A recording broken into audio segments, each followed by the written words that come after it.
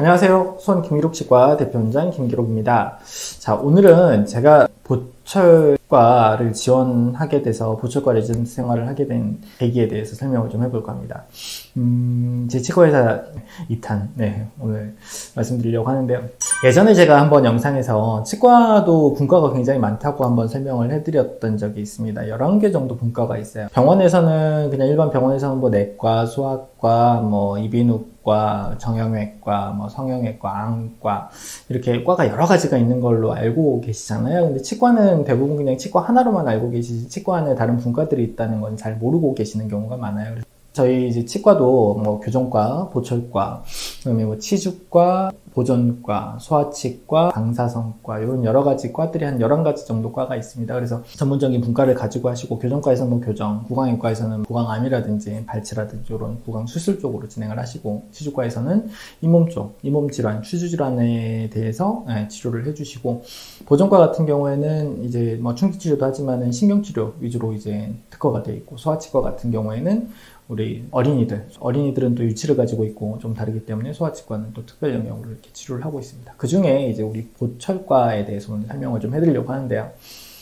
보철과는 보철이라는 것 자체가 흔히 우리 치과 가면은 충치 치료하면서 인레이를 하든지 크라운을 하든지 아니면 틀니를 하든지 아니면 이제 임플란트를 하고 보철을 할 때 이 치아 상부 구조물들을 디자인하고 제작하고 전체적인 치료 계획을 세우는 과가 보철과입니다.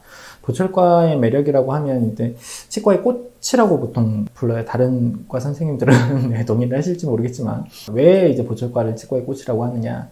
일단 우리 치아 건강을 치아의 기능상 그다음에 심미상 이런 기능들을 회복시켜 줄 때 우리는 보철 치료로 마무리를 하게 됩니다. 처음에 대학병원에 방문을 하시게 되면 예진실에서 예진을 하고 대부분 이제 필요한 분과로 넘어가서 치료를 하시게 되는데 대부분 어떤 치아가 깨졌다든지 아니면 충치가 심하게 먹었다든지 이런 경우에 보통 보철과로 많이 올라오셔서 치료 계획을 잡게 됩니다.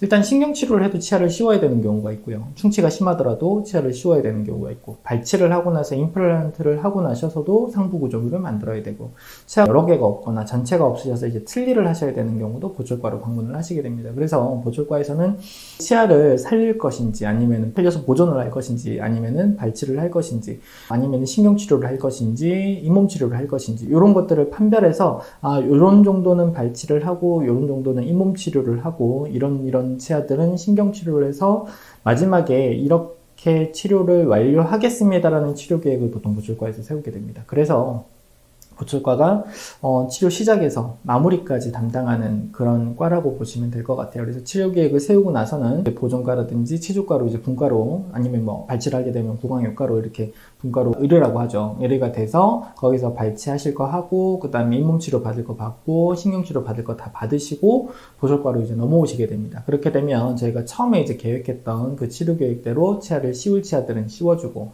그 다음에 임플란트를 심어야 될 치아들은 치주과나 구강외과에서 임플란트를 심고 오시면 거기에 이제 치아를 올리게 되고 틀니를 하시게 되면 이제 잇몸이 다 나은 상태에서 저희가 본을 뜨고 치아를 만들고 혹시 이제 치유 기간이 필요하다고 하면 임시 틀니 같은 걸 만들어서 그 제작 기간 동안에 팔로우업 체크를 할 때 저희 보철과에서 진행을 하게 됩니다. 어떤 경우에는 이제 교정과로도 리퍼가 가는 경우가 있습니다.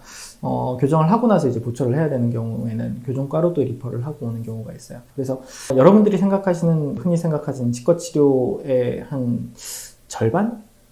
많으면 한 절반 정도? 이런 치료들을 보철과에서 진행을 하고 있습니다. 교정 이외의 대부분의 과정들이 보철과에서 시작과 끝이 이루어진다고 보시면 될 것 같아요. 이런 과가 이제 보철과인데 저도 학창 시절에 보철과 과목이 굉장히 어려웠습니다. 보철과라는 데가 고정성 보철물이라고 해서 깎아서 씌우는 크라운, 그 다음에 부분 보철물, 인레이, 그리고 가철성 보철물이라고 해서 틀니도 부분 틀니가 있고 전체 틀니가 있고 또 치아의 교합도 면밀하게 봐야 되고 임플란트 같은 경우에 상부 구조물을 어떻게 만들지도 저희가 공부를 해야 되기 때문에 보철과가 공부해야 되는 과목들이 좀 많았습니다.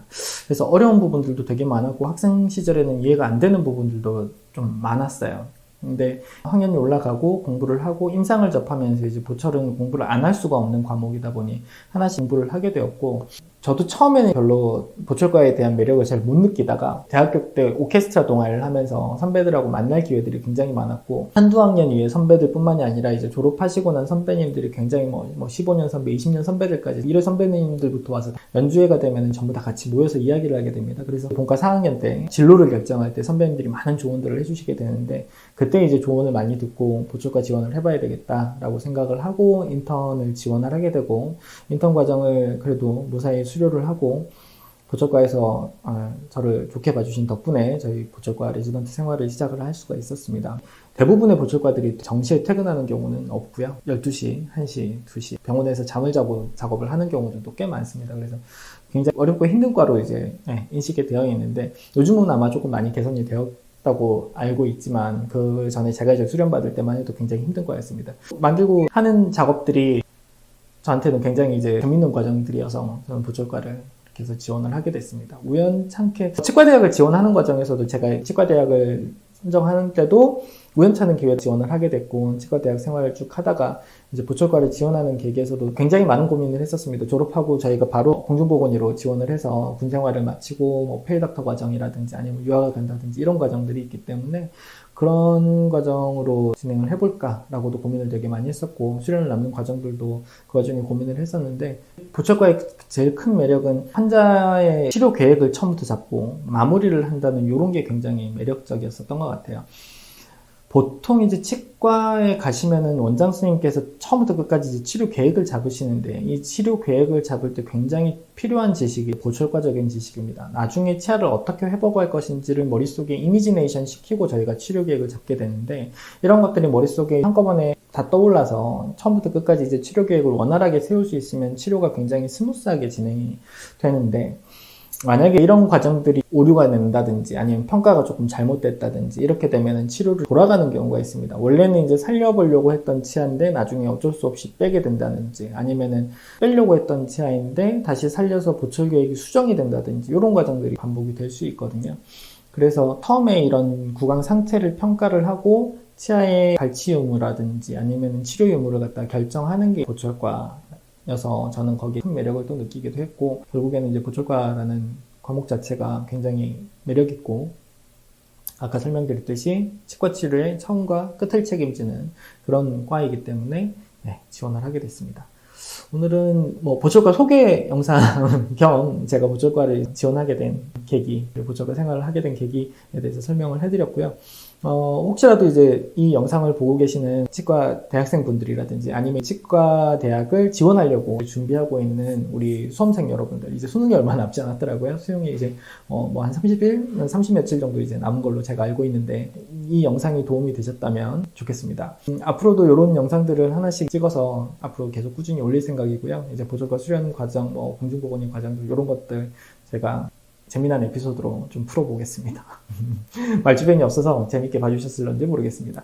자, 이 영상 좋으셨다면 좋아요, 구독 부탁드립니다. 감사합니다.